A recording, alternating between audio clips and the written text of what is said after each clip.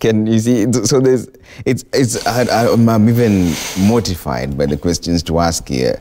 As an economist, where is the problem now? Because you'd think that when there's a budget from a county, they already have the money to pay for it. Why are we having such problems where the president gives orders for pending bills to be done, it's not done? Now the county chiefs are saying that the money is there, it's just the people who don't want to process it.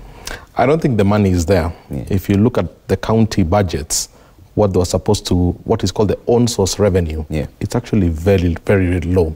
Most counties depend on what is given to them by the national government. So the big fundamental question we must ask is, why can't counties raise their own revenue? And there's some structural issues around this, because the Constitution allows things like land rates, for example, to be collected by the county governments. But if you look at counties such as Nairobi, land rates were last valued in 1980. If you go to Kericho, last done in 1994.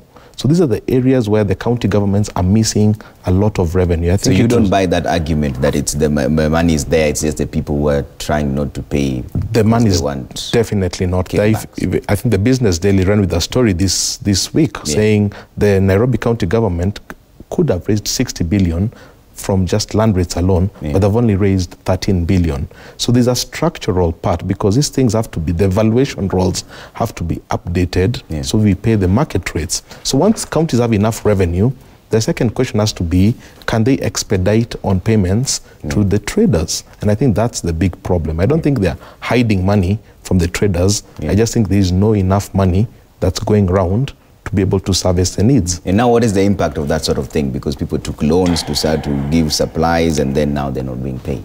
Oh, it's terrible. What oxygen is to the human being is what cash flow is to a small business. Anytime you go past due 60 days, 90 days, you're unable to pay rent, you're unable to pay salaries to your employees. So obviously you have to close shop. So what you've seen is a lot of businesses have closed shop.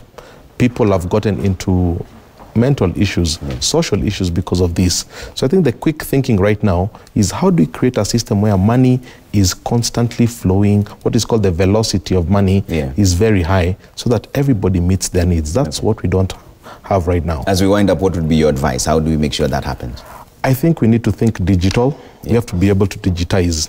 If you think of some of the most, in the US, for example, there are things called smart contracts, where you produce your certificate of work done, and it's digitized. The payment process, there's no human intervention. You produce your work certificate. I've made this road. Here's a certificate of work complete. The payment is triggered instantly. And should there be a streamlining such that you know that once I have this certificate, that's it from the government, KRA, all these people? Because then the problem, most of the businessmen say that there's so many things you need to comply with, some you may miss in the process. That's true, especially if you look at road constructors, for example, there are so many other things they have to think. So by the time you get your work completion done, that should be the point where money is triggered. And it should be not more than 30 days. In the private sector, we operate with 30 days.